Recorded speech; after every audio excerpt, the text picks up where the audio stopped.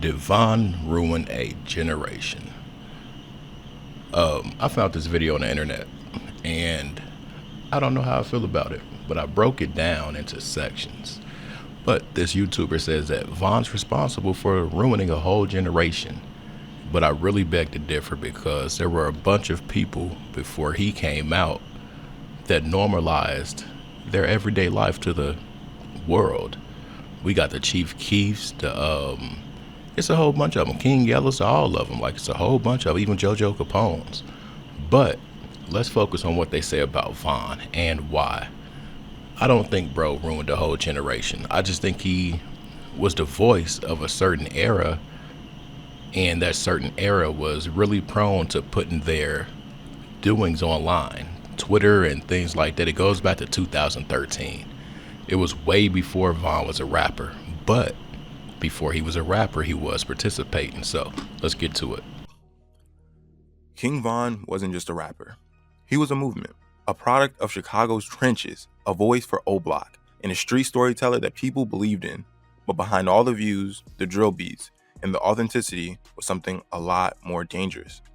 King Von came into the rap game with a level of realness that, let's be honest, it shocked people. His lyrics weren't metaphors, they weren't court documents, his bars weren't punchlines, they were confessionals. Coming straight out of Chicago's O Block, one of the most dangerous hoods in America, Von wasn't pretending. He wasn't acting tough for streams. His reputation was solidified long before rap was ever a thing for him. Tracks like Crazy Story, How It Go, and Took It to the O painted vivid pictures of shootouts, revenge, and street codes, and most importantly, survival. To many, Von was the next evolution of drill, combining storytelling with savage detail. He wasn't glorifying the streets, he was the streets. But here's where things get complicated. Von's raw energy became content. Clips of him laughing about bodies turned into TikToks. You know you in Duck didn't make up. His mom came out. They said you and Duck. Gang, how you gonna tell? See that this ain't right. Gang, how y'all gonna say his mom said that would never happen. His mama was not there. I ain't never met his mama. I don't know his mama. You see what I'm saying? I've talked to him. You see what I'm saying? They and then they deleted all our DMs, so I can't show them the. I don't know why they do that. You see what I'm saying? Like but they ain't gonna show you that. They just want to look like we into it. So, were you saddened by the news that he was murdered? Then, man, that shit hurt. I ain't even go to sleep at night. I ain't gonna lie, bro was a big old troll. He was a big old troll. This was the interview where he was eating a cereal, kind of insinuating something else.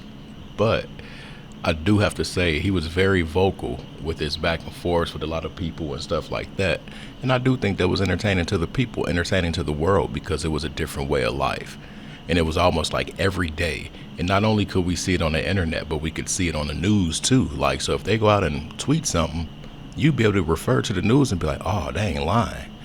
But that same thing right there made you wonder, like, how diligently are the police working there, or whatever that case may be. But check out this next clip. His lyrics about murder became captions. Kids with no connection to the streets started quoting gang politics like it was sports commentary. How many people did you know growing up or in school were like obsessed with like Chicago beef, or that had nothing to do with them? Like, boy, you ain't even born in Illinois, and you worried about O Block. It was the craziest phenomenon. Like, kids are talking about brutal things, like we're talking about the Lakers winning or something, or the Lakers being up 20. It was a crazy, crazy situation. Suddenly, drill wasn't just music, it was an aesthetic. And King Von became the poster boy. His image, gun-toting, cold-blooded, untouchable, started influencing a generation of fans who didn't understand the real-life consequences behind it.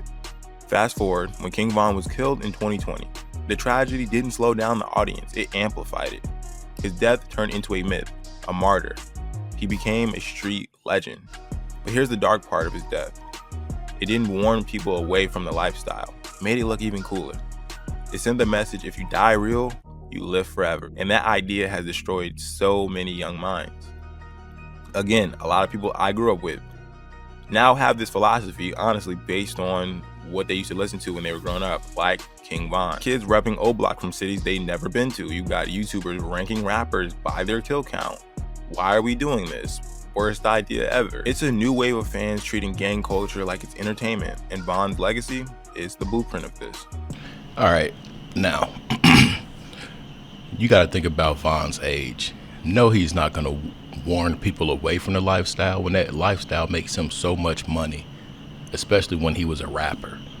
But when he passed, it did amplify it. But what I will say he's responsible for, y'all, is that demon culture. Like, he made people really want to call themselves demons. And he did some things, like when people hop in the comments and they say that he wasn't this good of a guy, I don't know why y'all cover him so much, this and that. I mean, he did what he did. Yeah, we've all done what we done. It's just the way the dude went out that does not sit right with me. And with the resurgence of what the uncle came out with, I'm back on the subject. But anyway, let me know your thoughts, you guys. I'm out. Peace.